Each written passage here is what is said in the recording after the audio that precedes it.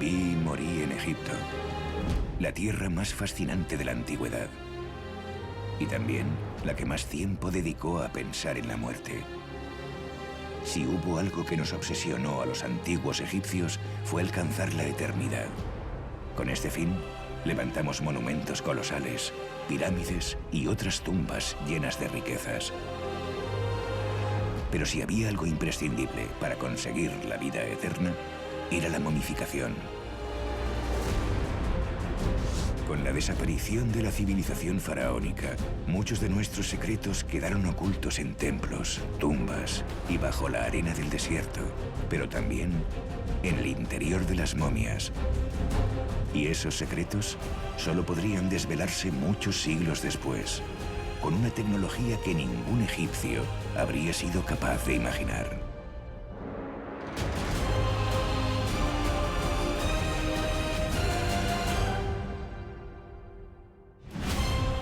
La historia secreta de las momias.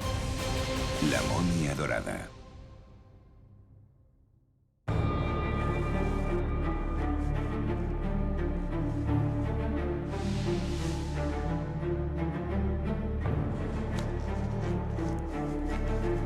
Siempre quise salvar vidas. Por eso me dediqué a la medicina.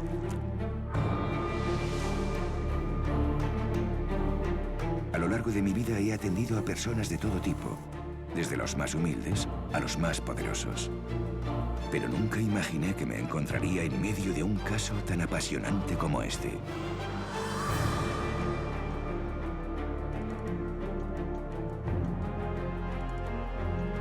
La primera reacción cuando nos planteó la dirección la posibilidad de sacar las momias para realizarles un escáner fue no, rotundo, no, las momias no se mueven.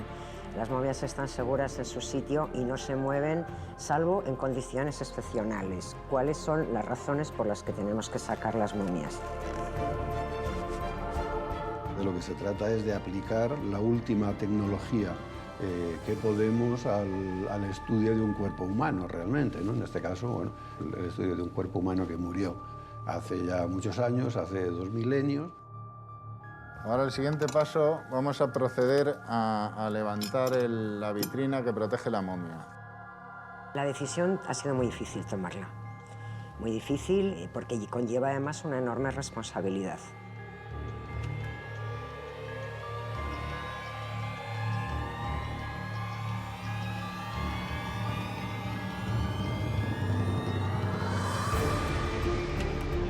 Llevarlas fuera del museo a un hospital y hacerles un TAC, creo que nos va a dar muchísima información sobre ciertos aspectos que sin ello no podríamos conocerlos.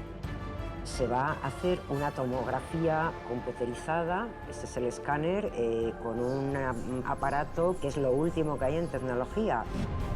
Intentamos entrar en ellas sin tener, evidentemente, que desvendar ni afectar al cadáver de ninguna otra manera, ¿no? Son momias, son seres que vivieron hace más de 2000 años y verlos tumbados en la mesa del escáner, es que eso realmente es impactante. Hemos buscado una fecha en el mes de junio, que es un mes en que todavía no hace frío, pero todavía no hace mucho calor. Hemos buscado una fecha en la que las previsiones meteorológicas dijeran que no va a haber lluvias ni nada que alteren la humedad ambiente. No nos podríamos permitir hacer este traslado un día que esté lloviendo o que haya muchas nubes y la humedad relativa sea muy alta, entonces tendríamos que parar la operación. Me da mucho miedo que pueda haber un accidente que podemos tener en la manipulación. Si falla algo, no puede fallar, así de claro, no puede fallar. No nos podríamos permitir que pasase algo.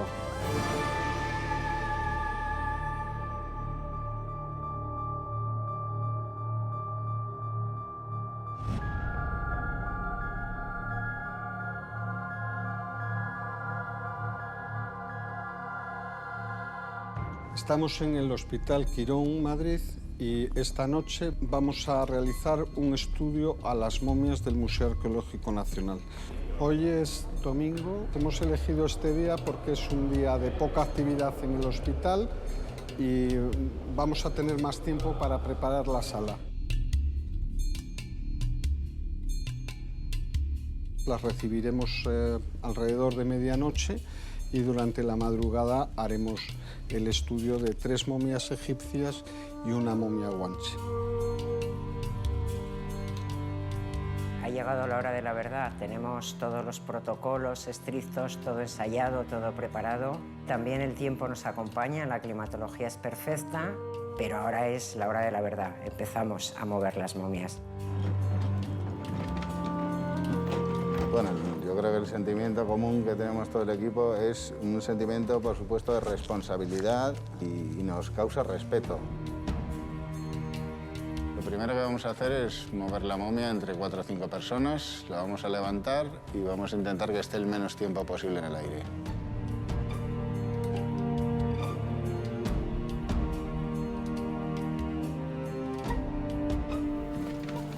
Aguantadla ahí.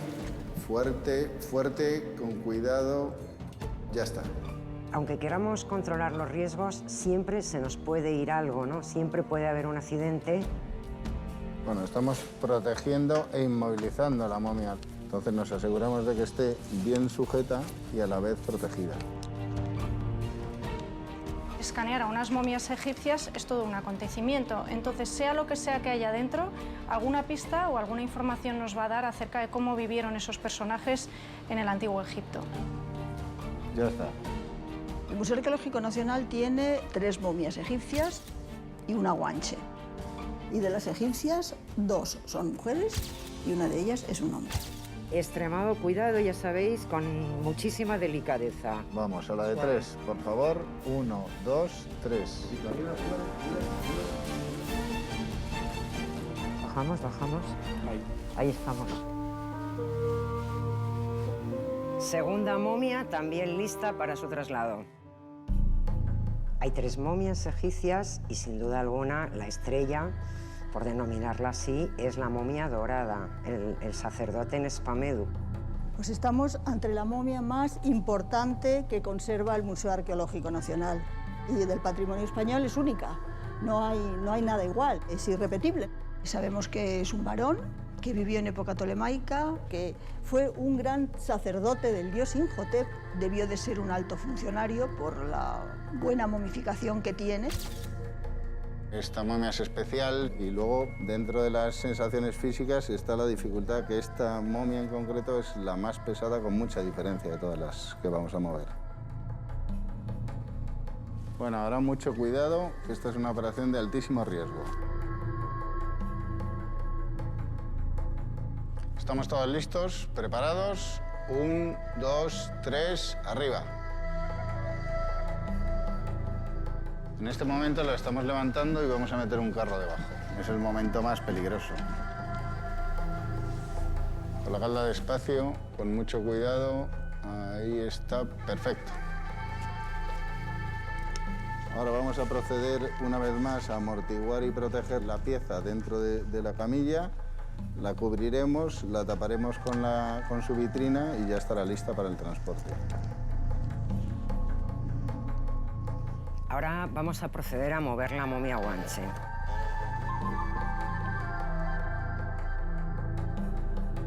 La momia guanche es un ejemplar, podríamos decir casi que único, porque hubo muchas momias guanches, sin embargo hoy día quedan pocos restos. Pensar que tienes unos restos humanos de alguien que ha vivido hace miles de años y que los tienes ahí perfectamente conservados, realmente impresiona muchísimo. Operación embalaje concluida felizmente. Muchas gracias.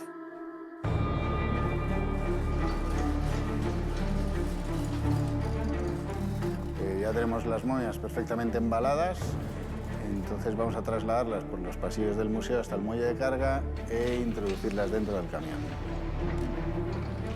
Pues estamos impacientes porque lleguen. Llevamos aquí desde las 8 y la verdad que con mucha impaciencia por recibirlas. Hemos experimentado con 2 rutas distintas y finalmente nos hemos decidido por la ruta más larga porque la vemos más segura. porque el firme está mejor, tiene menos curvas, entonces preferimos hacer 10 kilómetros más, ir con más seguridad y así evitamos vibraciones.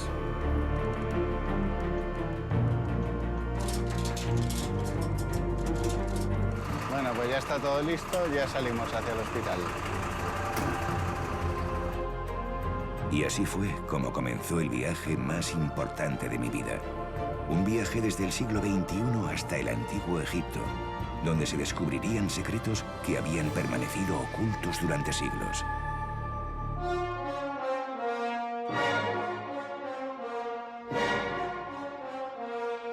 La ruta que hemos escogido, vamos a atravesar el pleno centro de Madrid. Ahora mismo estamos pasando, como podemos ver, por la Puerta de Alcalá.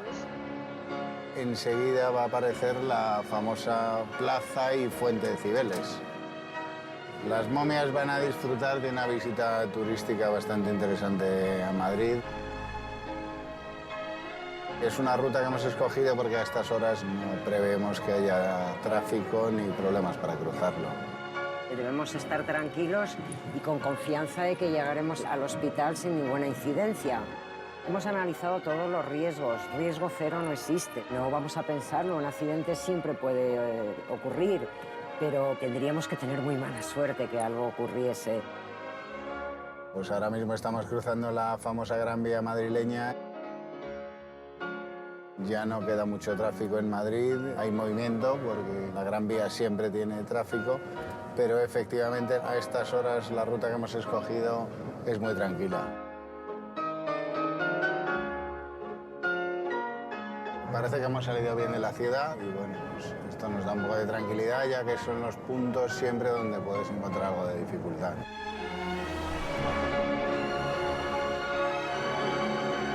Y sí, Teresa, nos quedan prácticamente 5 minutos para llegar. Estamos muy cerca, todo en orden. Viaje concluido, pues ya estamos llegando al hospital y nos han informado de que accedamos por la puerta de urgencias. El trayecto ha ido perfecto y ahora toca dejar las momias en manos de los médicos para que procedan a hacerlas el escáner.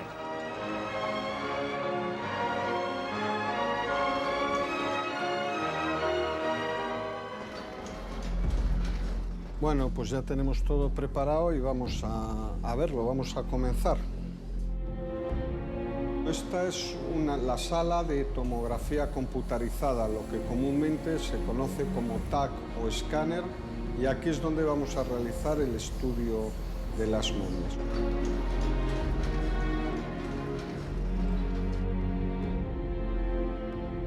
Las momias, una vez que las extraemos de sus urnas, las vamos a pasar aquí entre varias personas con mucho cuidado. La vamos a poner encima de la camilla.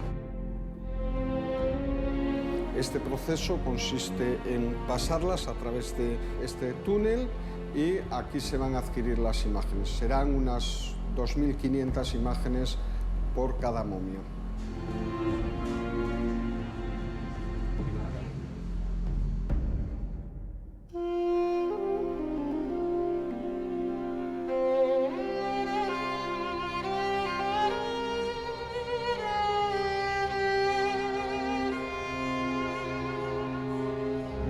Cuando has escondido un secreto durante miles de años, nunca sabes cómo ni cuándo se descubrirá.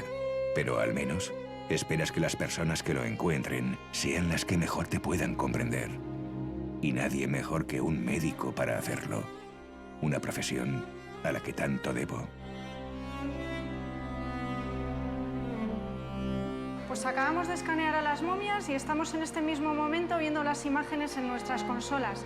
Y la verdad que es apasionante. Cuando estábamos mirando la momia de Nespamedu, al acercarnos al rostro de más de 2000 años, la verdad que nos ha impresionado mucho. Pero sobre la frente había algo, había una estructura. La verdad que ha sido un momento espectacular. Es como una estructura un poco densa y creemos que puede ser una diadema. Lo estamos intentando depurar un poco las imágenes para ver a qué puede corresponder eso.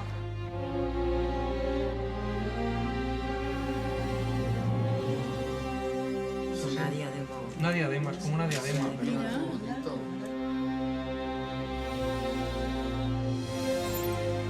Tiene algo más en los pies, parecen unas sandalias y es lo que estamos ahora mismo mirando. Cuando he bajado a la porción inferior, tiene unas sandalias. La verdad que al principio parecían, se ve muy bien la suela, se reconoce muy bien las sandalias. Estamos en este momento trabajando las imágenes con los egiptólogos al lado y la verdad que es que están emocionados porque están reconociendo objetos de gran importancia cultural e histórica.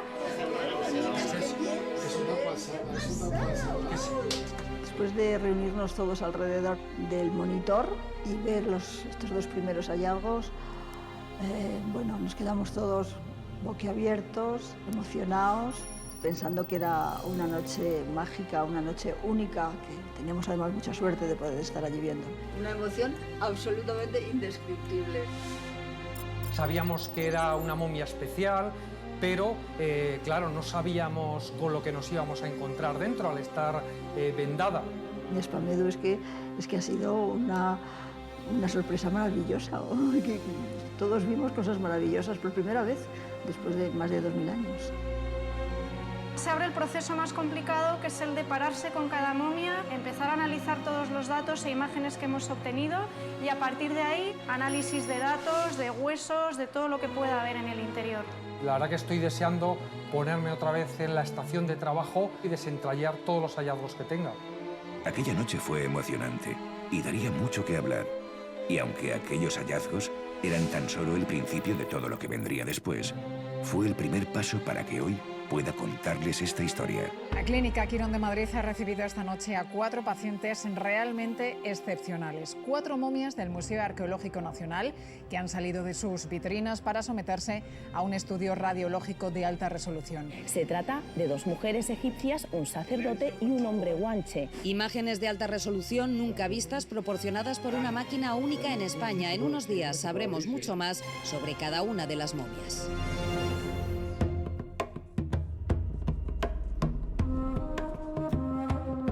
Muchos se preguntarán cómo un cuerpo puede sobrevivir al tiempo durante miles de años.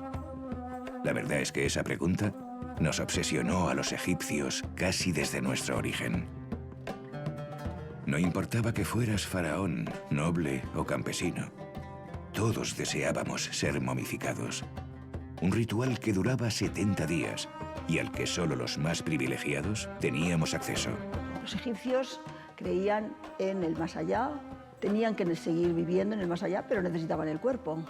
Y necesitaban que su alma, que era normalmente representada como un pájaro con cabeza humana, encontrara su soporte cuando salía y entraba de la tumba. El soporte era el cuerpo. Tras limpiar el cuerpo a conciencia, el sacerdote practicaba una incisión en el costado izquierdo a través de la que extraía los órganos. Una por una se iban sacando las vísceras del cuerpo, y tras ser embalsamadas, se depositaban en los vasos canopos. También debía extraerse el cerebro, al que no se daba ningún valor. Este es el cráneo de Nespamedú.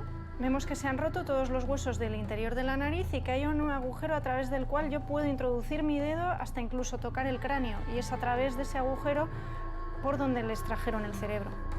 Solo se dejaba dentro del cuerpo el corazón, donde residía la inteligencia y la razón. Pero el gran secreto de la momificación egipcia estaba en el natrón, una sal que se encontraba en algunos lagos de Egipto y que cumplía una misión fundamental.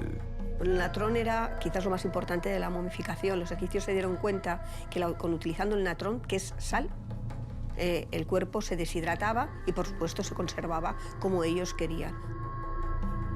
Cubrían el cuerpo durante unos 40 días y entonces ya una vez el cuerpo se había deshidratado, sacaban esta sal.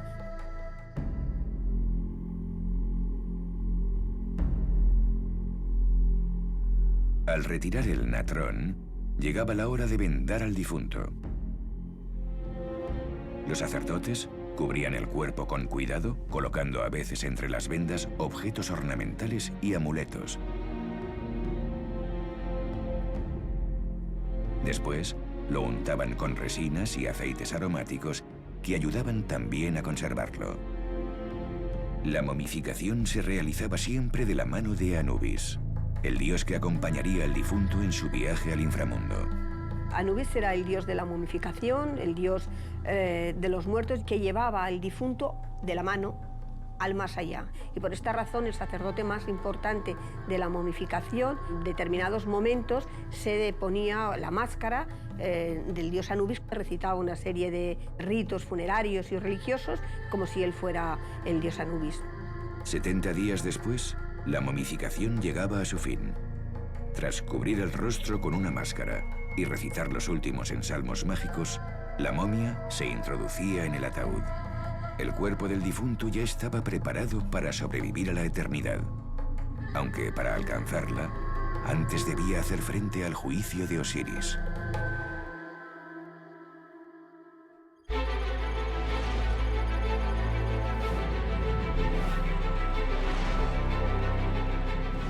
En estos últimos días hemos estudiado las diferentes técnicas de momificación de las 4 momias y hemos descubierto cosas realmente sorprendentes. En las momias egipcias se les han extraído todas las vísceras de su interior, excepto el corazón.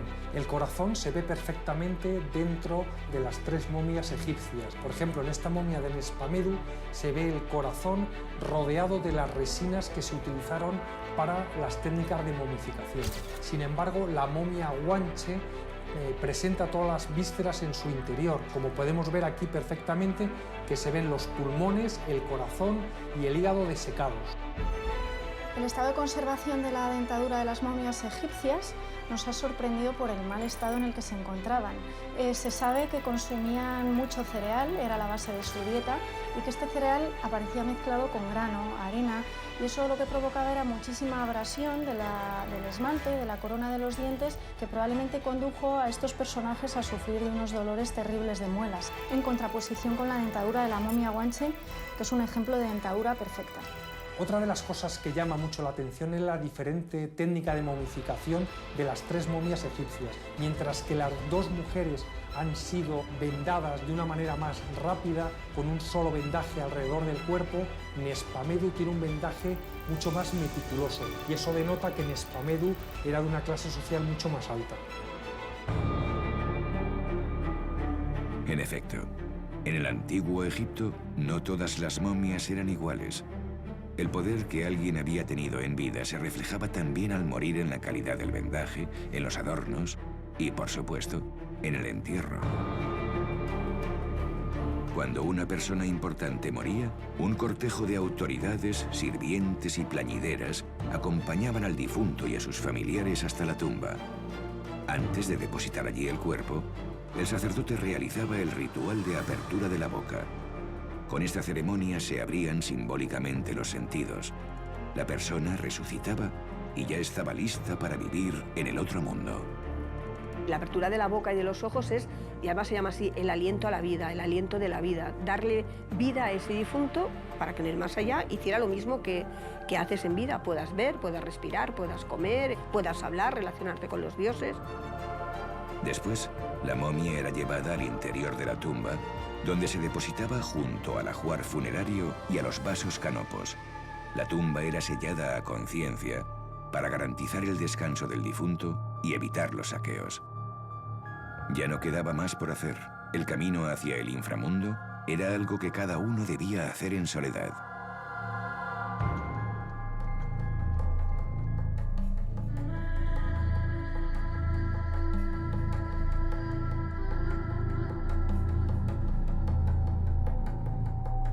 La tumba de Nespamedu no se ha encontrado.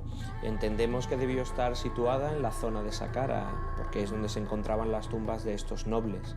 Sin embargo, estamos ahora en una que nos permite hacernos una idea del tipo de tumba que tendrían estos funcionarios o estos nobles. Nos encontramos en una de las tumbas de un alto oficial egipcio, uno de los altos nobles del Reino Medio, un visir que se enterró en este espacio funerario. Esta era una zona pública de culto y bajo ella, en un pavimento, se encontraba lo que hemos excavado, hemos limpiado, que es una galería, un pasillo descendiente que da a una cámara del sarcófago donde realmente se encontraba la momia del difunto. Nadie podía acceder a este tipo de zona, salvo el difunto. era el espacio secreto o íntimo de la momia que de algún modo servía para vincularse con el mundo del más allá. Pues estamos viendo aquí lo que sería el final del pasillo descendiente que lleva a la entrada en la cámara del sarcófago. El sarcófago se encuentra en el centro de la sala donde recibía el ataúd de madera y se depositaba la momia.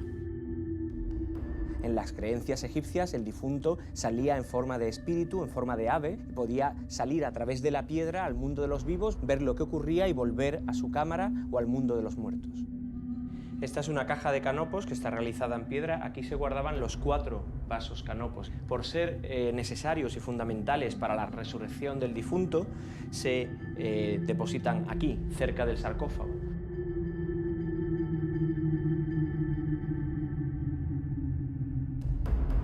Estamos ahora mismo en la entrada de la cámara donde se depositaban las jarras, los materiales que se habían utilizado en el proceso de momificación.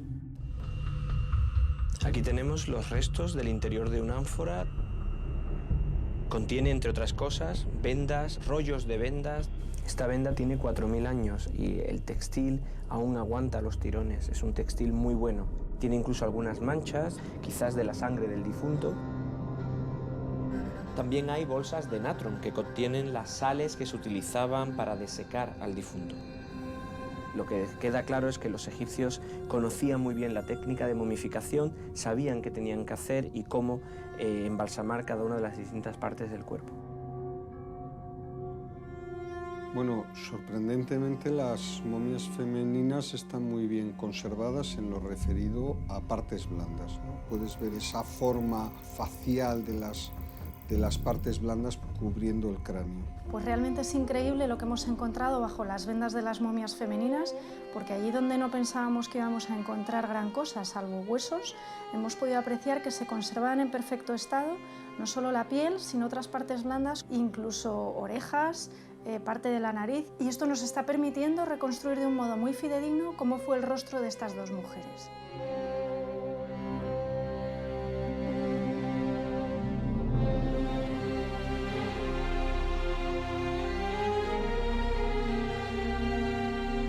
Una vez que se han reconstruido tridimensionalmente los rostros de estas 2 momias femeninas, nos hemos podido dar cuenta que una de ellas presenta unos rasgos mediterráneos que se asemejan mucho a la mujer de hoy en día, occidental, mientras que la otra de las momias presenta rasgos más propios del centro de África.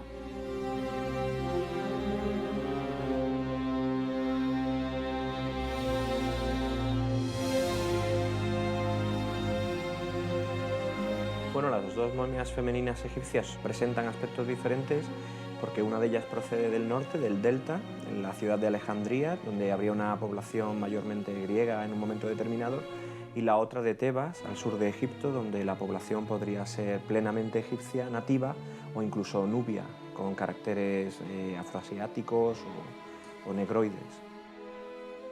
Nos ha sorprendido porque en la momia más joven nos hemos encontrado cambios artrósicos en la zona de la pelvis que sugieren que pudo estar embarazada.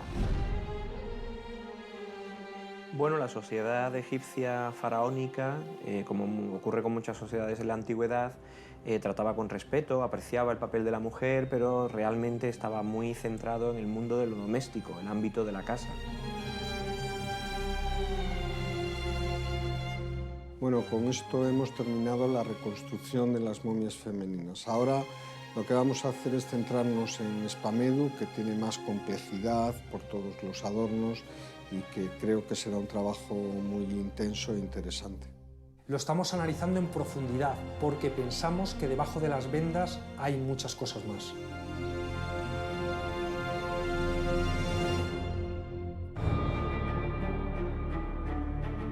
Cuando la persona ya estaba momificada y en su tumba, llegaba el momento más importante de toda su existencia, el juicio de Osiris.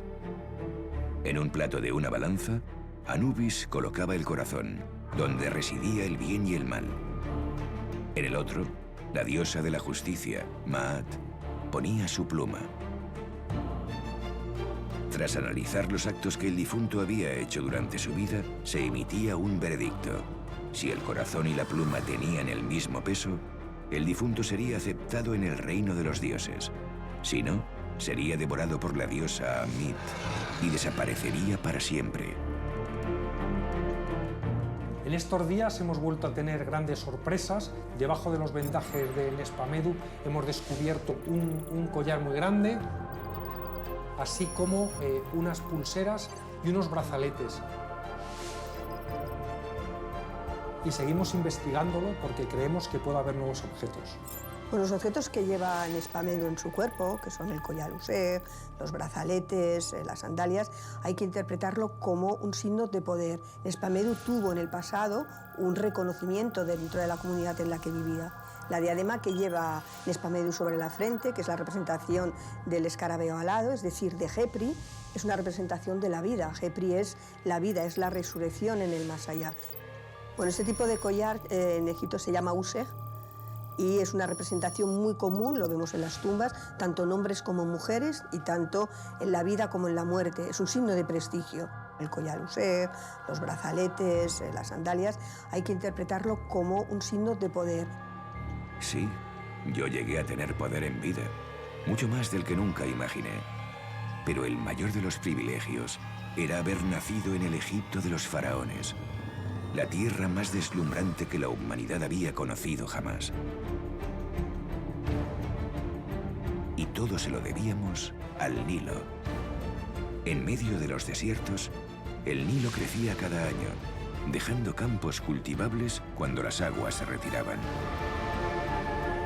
Este espectáculo de la tierra emergiendo del Nilo reproducía cómo fue el origen del mundo. Al principio, todo estaba cubierto por un inmenso océano. Cuando el agua empezó a bajar, apareció el primer trozo de tierra, la colina primordial, el origen de la vida. Por eso, nuestras primeras tumbas se cubrían con una colina de arena, símbolo de la creación que ayudaba a los muertos a revivir. Esto fue así hasta que llegó Imhotep, el mayor genio de la antigüedad. Imhotep fue el primer arquitecto conocido de la historia, además de sumo sacerdote, astrónomo, juez y un médico convertido a su muerte en dios de la medicina. Imhotep quiso acercar al faraón más al cielo e ideó el sueño de una gran pirámide escalonada. En Saqqara haría realidad esta construcción que cambiaría para siempre la historia de Egipto, la pirámide de Djeser, una superposición de 6 mastabas de piedra que alcanzaba los 60 metros de altura, alzándose en el interior de un inmenso complejo funerario. Esta pirámide fue la primera construcción en piedra caliza a gran escala, una auténtica revolución para Egipto y para toda la humanidad.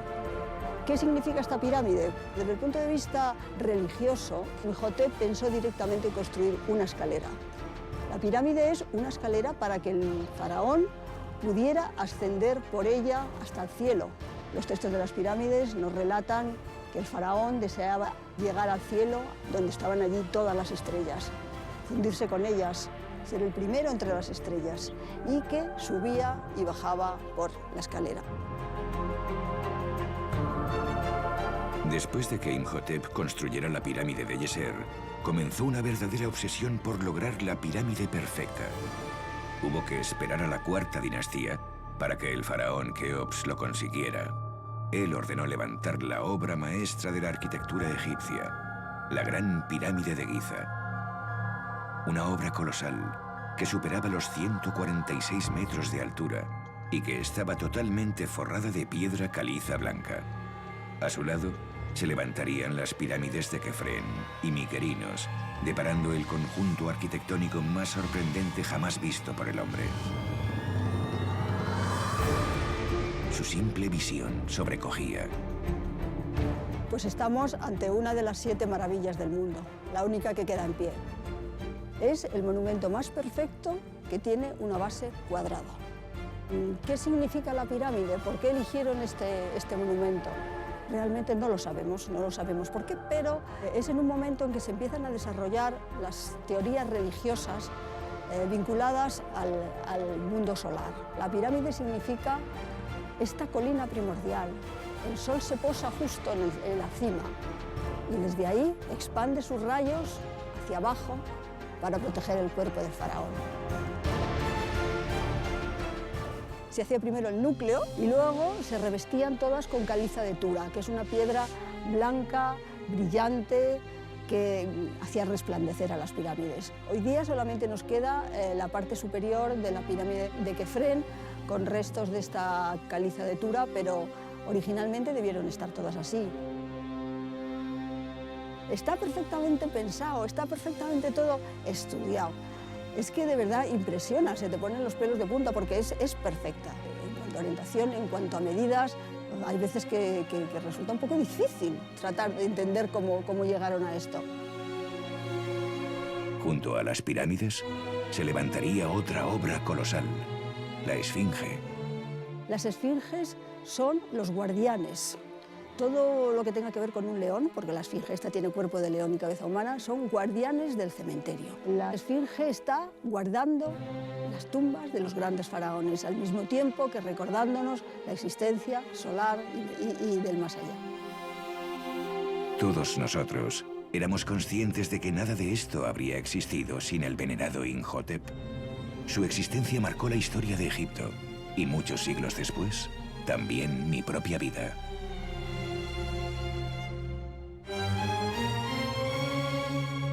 Hemos iniciado el análisis de la iconografía y de los textos que aparecen en las 5 piezas de cartonajes de Nespamedu.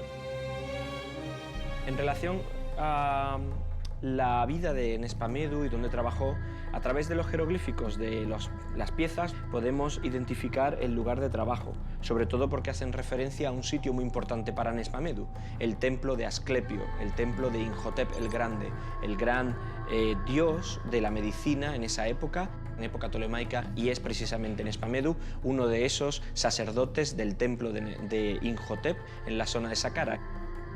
En el cartonaje que protegía a las piernas hemos encontrado un grupo de jeroglíficos que representan la titulatura de Nespamedu.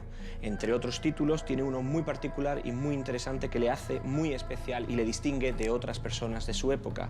Él es lo que se llamaría sacerdote puro. El resto del título indica que pertenecía al monarca, trabajaba para el faraón. Por lo tanto, se podría entender la titulatura completa como sanador personal del monarca o médico del faraón. Imhotep ejerció de guía y de inspiración para mí. Muchos siglos después, yo intenté seguir sus pasos. Tras años de esfuerzo, aprendí a leer y a escribir, y pude conocer la historia de Egipto y de nuestros dioses. Cuando ya era un escriba, tuve acceso al saber médico y a los rituales de sanación. Gracias a estos conocimientos, me convertí en sacerdote y médico del templo de Imhotep, en el Asclepium de Saqqara. Se nota claramente que pasa a ser miembro del templo de Imhotep el Grande en Saqqara, y eso indica que debió destacar desde el punto de vista de conocimiento. Mi fama como médico traspasó los muros del Asclepium y llegó mucho más lejos de lo que nunca pude imaginar. Un día recibí la llamada de la persona más poderosa de nuestro tiempo, nuestro soberano, el faraón. El monarca no solo representaba la máxima autoridad en Egipto, sino que era una divinidad en la tierra. Alrededor de su figura corrían todo tipo de leyendas, pero en realidad, solo unos pocos privilegiados tenían acceso a su persona. En el antiguo Egipto el faraón era considerado un dios, no se le podía tocar. Es más, los textos que se refieren a divinidades y al monarca suelen hablar de que tienen el cuerpo de oro, algunas partes de su cuerpo son de lapislázuli o de piedras preciosas. Se da por hecho que tocar al monarca es imposible, solamente unos pocos que están cualificados y preparados y tienen permiso de la divinidad pueden acercarse al mismo para tocarle, entre ellos pues, algún tipo de mayordomos y médicos personales, como es el caso de Nespamedu. La primera vez que traté al faraón, me invadió la responsabilidad y el miedo. El cuerpo del monarca representaba a Egipto. Si su salud fallaba, la estabilidad del país peligraba. Un problema que afectase al monarca podía suponer el caos en el país completo. Y en concreto, además, las distintas partes del cuerpo de un faraón podían estar vinculadas con las distintas partes de un país. Por lo tanto, algo que afectase un hombro del monarca, una pierna del monarca, la vista del monarca, podía tener consecuencias de carácter cósmico o geográficas muy importantes en la mentalidad del antiguo egipcio. Mis años de estudio dieron su fruto. Gracias a los conjuros mágicos y a mi conocimiento de la medicina, me gané su confianza, hasta que acabé siendo parte de su círculo más íntimo. El nombre Nespamedu en concreto significa aquel que pertenece al cetro. Es una manera de decir aquel que está vinculado al monarca, aquel que es leal y fiel al monarca. Los faraones aspiraban a mantener su poder y sus riquezas más allá de la muerte. Cuando fallecían, se fusionaban con Osiris y se convertían en dioses. Por eso sus tumbas debían ser grandiosas. Con excepción de las pirámides, en el antiguo Egipto ningunas fueron tan impresionantes como las del Valle de los Reyes, construidas en el Reino Nuevo, junto a la ciudad de Tebas. Aunque cuando nosotros vivimos habían pasado muchos siglos de aquel tiempo de esplendor, aquella gran necrópolis seguía provocando fascinación. Bueno, ahora estamos en el Valle de los Reyes, que es la necrópolis real del Reino Nuevo, de faraones desde la dinastía 18 hasta la 20, y aquí han sido enterrados faraones como Tutankamón, Seti I, Ramsés II, Ramsés IV, faraones muy importantes. Los faraones quisieron buscar un sitio que estuviera cerca de la capital, pero un sitio que fuera algo alejado de los templos, de la civilización donde ellos vivían. Pensaron que este lugar en donde se pone el sol y que además impedía a los saqueadores entrar con facilidad en las tumbas, era el lugar idóneo para ellos. Si nos adentramos en las tumbas y sobre todo en las más importantes, vemos la riqueza en ese momento y el poder que tenía ese faraón en ese momento.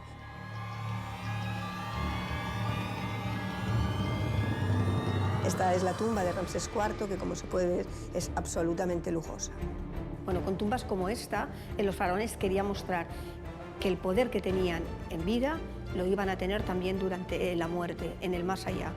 Los faraones, por extensión todo el pueblo egipcio, pero los faraones querían vivir en el más allá tal y como habían vivido en la vida. Y por lo tanto, cuanto más rica, cuanto más esplendorosa fuera una tumba, cuanto más ajuar funerario tuviera, más podía mostrar el poder que había tenido mientras estaba en vida.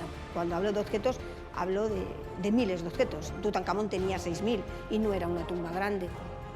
En Egipto, las grandes necrópolis se ubicaban en la orilla occidental del Nilo, el lugar donde se ponía el sol. Para nosotros, el ocaso representaba que el sol entraba en el inframundo, el reino de los muertos. En el inframundo, el difunto se enfrentaría a seres malignos y numerosos peligros. Por eso era importante protegerse mediante amuletos y un conocimiento mágico extenso. El plato fuerte, la verdad que no sabíamos que estaba por llegar, pero ha llegado. Entre los vendajes, entre el vendaje profundo alrededor de Nespamedu y el vendaje superficial, han aparecido unas plaquitas no muy densas, rectangulares, que miden 2,5 milímetros de grosor. Son muy finas y planas. Estamos intentando aclarar las imágenes con más resolución porque es posible que podamos reconocer algunas figuras en estas placas. Al darle un volumen ya son muy reconocibles. Tiene una forma de dibujos, representan unas figuras. Hemos encontrado 15 placas. Como veis, están dispuestos a lo largo de todo el cuerpo de Nespamedu. Es verdad que hay algunas que son unas figuras reconocibles. Por ejemplo, en una de las placas se ve una mujer con los brazos en alto. Por ejemplo, esta tiene la cabeza como de un chacal. La verdad que es un hallazgo muy espectacular y que desde luego no esperábamos encontrarlo. El significado final de esto, lógicamente, lo tienen que dar los expertos del museo. Ahora tenemos esta imagen que realmente emociona, desconcierta e ilusiona. Se puede decir que hemos tenido una gran suerte de tener aquí esta momia y ahora vamos a tratar de investigarla un poco más a fondo y saber qué nos quiso transmitir o qué se llevó a la tumba con él en Nespamedu. Según avanzaba mi vida, yo también empecé a planear cómo sería mi viaje hacia el más allá. Deseaba que mi nombre no se olvidara, que sobre mi cuerpo pudiera leerse quién fui y a quién serví, que los dioses a los que adoré me acompañaran también en el más allá. Poco a poco, mi salud se iba deteriorando. No había tiempo que perder.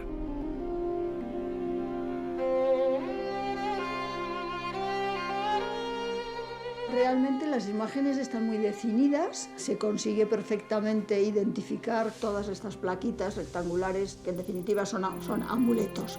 Todas las placas nos están contando una historia.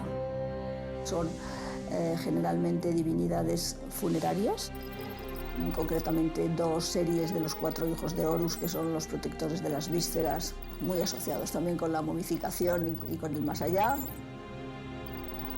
Luego hay otras 2 placas de las plañideras de Isis y Neftis, la hermana y la esposa de Osiris, que le lloran cuando él ha muerto. Y lo bonito es que están en el cartón y que están en las placas, y son prácticamente iguales en la iconografía. Pero además hay 2 cosas nuevas que no están en los cartones, que son la representación del dios Tot y 2 ojos Udjats, que es el ojo de Horus. Tot es el dios de la medicina y Nespamedú era un médico. Es muy interesante que él se haya elegido, porque esto seguro eligió él, con que quería enterrarse, con el patrón de los médicos, posiblemente también de los oftalmólogos, y que aparezcan 2 ojos de Horus muy relacionados también con el dios y con la resurrección. Cada día es una pieza más del puzzle que va encajando y que al final pues vamos a saber muchas más cosas de Nespamedú.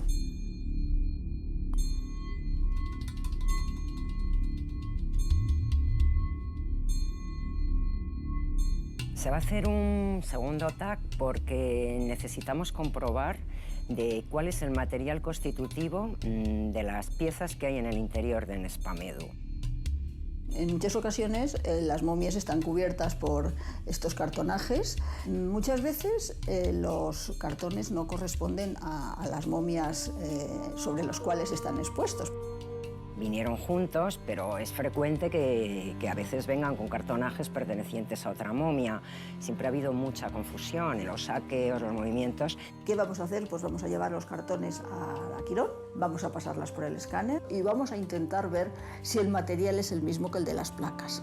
Si el material de las placas y el material de los cartonajes es el mismo, estará claro que la momia es Nespamedú. Ojalá sean cartones, pero estamos intentando ahora mismo confirmar de qué se trata.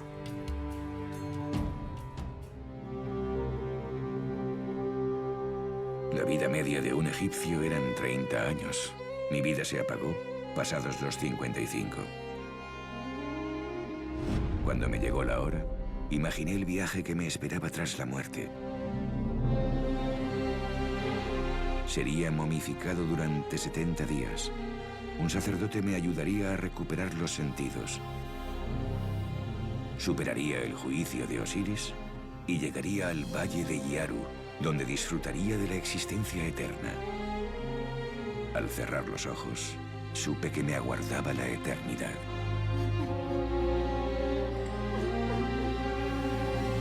Pero las cosas no siempre salen como has imaginado.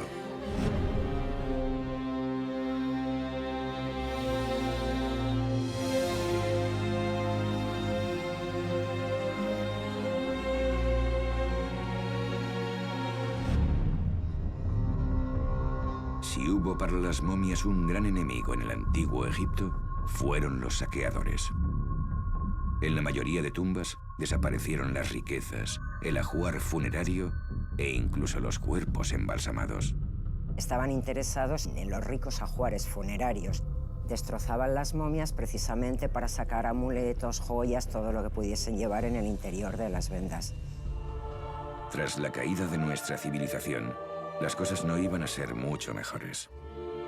Las momias serían usadas para los objetivos más dispares, desde polvo de momia, con supuestas propiedades mágicas y medicinales, hasta combustible para trenes. En el siglo XIX, muchas serían desvendadas en esperpénticas fiestas privadas de la alta sociedad. Casi puedo considerarme un afortunado. Nosotros no sabemos, y creo que no sabremos nunca, dónde fue enterrado Nespamedú. Muy posiblemente en Saqqara o alrededor de Saqqara, pero hoy por hoy no lo sabemos. En 1925 el señor Ignacio Bauer, que era un empresario pues muy conocido, era un marchante, va al Museo del Cairo y compra la momia de Nespamedú con los 5 cartonajes. Porque en el Museo del Cairo había una tienda donde se podía comprar de forma legal antigüedades, ¿no? Y lo embarca a Barcelona. cuando llega al puerto de Barcelona. Bueno, lo primero que hay es un problema burocrático de pagar las tasas, y el cuerpo de Nespamedu pues está alrededor de 4 meses. Cuando se paga y se acaba el problema de las tasas, se pagan, pues bueno, va al Museo Arqueológico Nacional, llega al museo hacia septiembre de 1925, pero llama la atención que en los archivos antiguos que tenemos del museo pone que llega al museo una dama con 5 cartonajes. Bueno, realmente durante mucho tiempo constaba como una dama, pero cuando se hicieron las primeras pruebas radiológicas en el año 1978 se descubrió que era un hombre. Tras pasar por numerosas manos, llegué a un lugar donde empecé a ser admirado y visitado. Allí, al cabo del tiempo, se volvió a mencionar en alto mi nombre, Nespamedu, el egipcio de la momia dorada, hasta que un día la nueva medicina se interesó por mí. Colegas de otro tiempo iban a ayudarme a conseguir lo que siempre soñé. Tenemos los resultados del escáner y la verdad que hay muy buenas noticias. Las placas son del mismo material que los cartonajes, tienen la misma densidad, el mismo grosor, por lo que tenemos claro al 100% que los cartonajes pertenecen a Nespamedu y que por lo tanto la momia es Nespamedu. ¡Hala! Mira bien, mira las plañideras. Bueno, pues son momentos muy críticos y muy importantes en la vida de los investigadores. Estamos pues muy contentos, yo la primera, claro, encantada. Es una sensación un poco curiosa estar con una persona que vivió hace tantos años y que además compartía profesión, sabiendo que ellos fueron los primeros médicos prácticamente que tiene la humanidad, ¿no? Y que tenían sus escuelas de médicos, formaban y que hacían cosas importantes.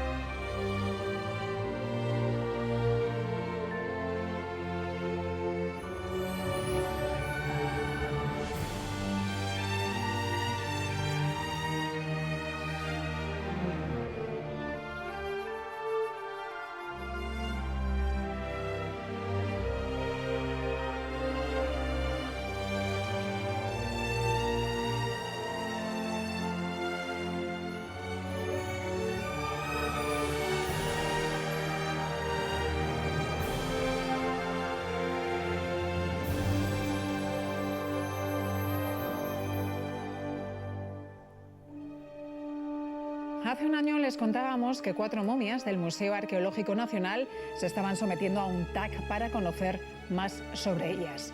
Hoy hemos conocido los resultados de ese estudio radiológico, punto de partida de un documental producido por Televisión Española.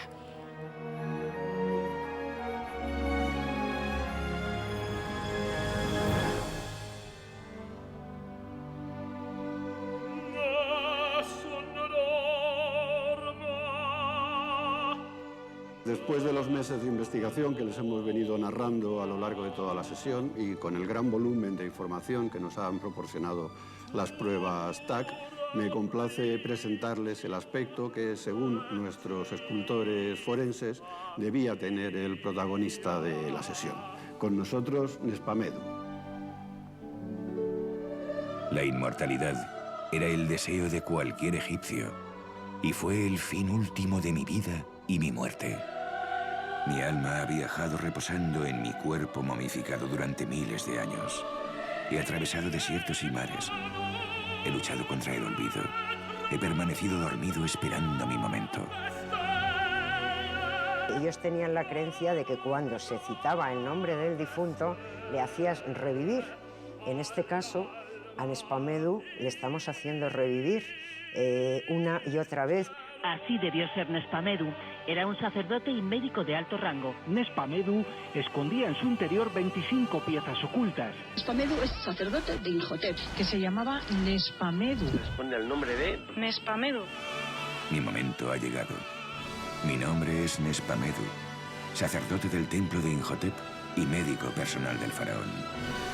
Mi viaje hasta aquí ha sido largo, pero al final lo logré. Ahora estoy seguro. Sé que soy inmortal.